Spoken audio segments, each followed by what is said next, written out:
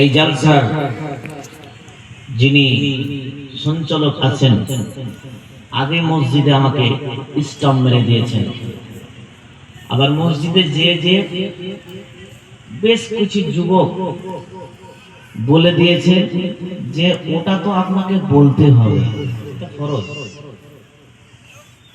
জি, বাধ্য হয়ে বলতে হয়।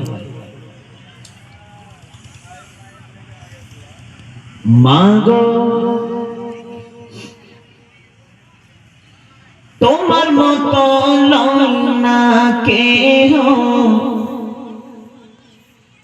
আমায় বুকে টানি, আচল দিয়া আমার হাইরে মা জান